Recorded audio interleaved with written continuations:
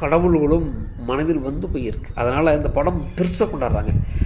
ஒரு 50 வருஷமாக பகுத்தறி பேசுகிறேன், முற்போக்கு பேசுகிறேன் சொல்லி சொல்லி சொல்லி இங்கே உள்ள எல்லாத்தையும் அழிச்சுது இந்த திராவிட இயக்கங்கள்.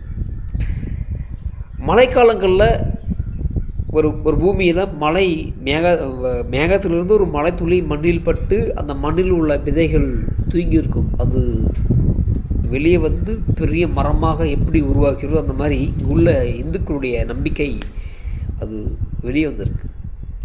வறட்சி காலத்தில் எப்படி காஞ்சி இருக்குமோ அந்த மாதிரி இந்த பகுத்தறிவு, இந்த முற்போக்கு, இந்த சோசியலிசத்தில் இருந்த பூமி மழை காலத்தில் பசுமையாகிற மாதிரி ஒவ்வொரு மக்களுடைய மனதில் இந்த காந்தார படம் முழுமையான பங்களிப்பை கொடுத்துருக்கு, தந்திருக்கு. ஒரு சின்ன எக்ஸாம்பிள் சொல்கிறேன். தமிழ்நாட்டில் எந்த படமும் ஏன் பெரிய வெற்றி பெறலை அப்படின்னா, நீங்கள் ராஜராஜ சோழன், திருவிளையாடல், அப்புறம் கர்ணன், இந்த படத்தெல்லாம் பாருங்கள். மன்னர்களுடைய உடம்பு மீறி முழுக்க தங்கத்தோலை இழைக்கப்பட்டிருக்கும். அந்த ஊரில் இருக்கக்கூடிய மற்ற மக்கள், சாதாரண மக்கள், பதவியில்லாத மக்கள், வாழக்கூடிய பொதுமக்களுடைய உடைகள் பாருங்கள், பட்டால ஜரிகைகள் அப்படி மினுக்கும். வாவ், இந்த அளவுக்கு வசதியாக இருந்தாங்களா, இந்த அளவுக்கு அறிமுகம் இருந்ததா, இந்த அளவுக்கு இந்த நகரங்கள் அமைஞ்சிருக்கேன்னு சொல்லி நமக்கே தோன்றும். அந்த அளவுக்கு அந்த படைப்பை வந்து தமிழில் எங்களுக்கு கொடுத்துருந்தாங்க. அதனால் அந்த படம் அவ்வளோ, அதற்கப்புறம் அந்த படங்கள் எதுவுமே கிடையாது. நீங்கள் எக்ஸாம்பிளுக்கு கங்குவா படம் பார்த்தீங்கன்னா, கையை எடுத்துக்கிட்டு, காதை எடுத்துக்கிட்டு, மூக்கை எடுத்துக்கிட்டு, அந்த படம் ஏன் ஓடலை, அதான் ஓடலை. அவங்க நினச்சாங்கன்னா கங்குவா படம் பாகுபலி மாதிரி காமிச்சிருப்பாங்க, தங்க சரிகைகள், தங்க நகரங்கள் அவ்வளோ. ஏன்னா உலகத்திலேயே நாகரிகம் கற்றுக்குது தமிழ் தான் முதல் மொழி சொல்கிறோம். அப்போது அந்த அளவுக்கு ஒரு தமிழை இட்டு போயிட்டு சோத்துக்கு வழியில்லாத மாதிரியும் பிச்சை எடுக்க மாதிரி காமிச்சா படம் ஓடுமா? ஓடாது.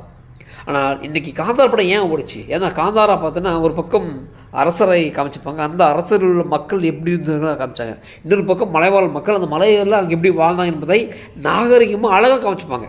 இவங்கள மாதிரி வாய் முழுக்க கறியை பூசிட்டு, வாய் முழுக்க வெத்தலை போட்டுக்கிட்டு, ஒரு பக்கம் முடியை பின்னாமல், ஒரு பக்கம் முடியை வந்து அப்படி சொட்டையை வச்சுக்கிட்டு அசிங்கமாக காமிக்கலை. அதே மலைவாழ் மக்கள் அவங்க எப்படி வாழ்ந்தாங்க, அங்கே அவங்களுடைய வாழ்வில் எப்படி இருந்தது அப்படின்னு சொல்லிட்டு காந்தார படம் வரையுமே காமிச்சிருப்பாங்க.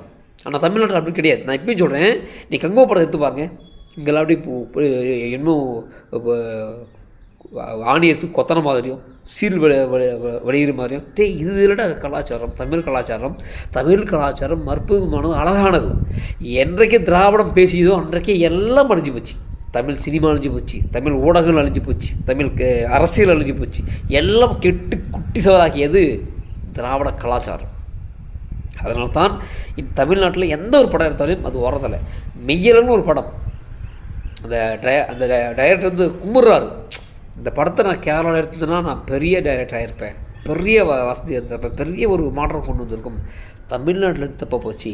நான் பண்ண ஸ்கிரிப்ட் சரிதான், ஆனால் அந்த ஸ்கிரிப்டை நான் எங்கே எடுத்துருக்கணும்? கேரளாவில் எடுத்துருக்கணும் அப்படின்னு சொன்னார்.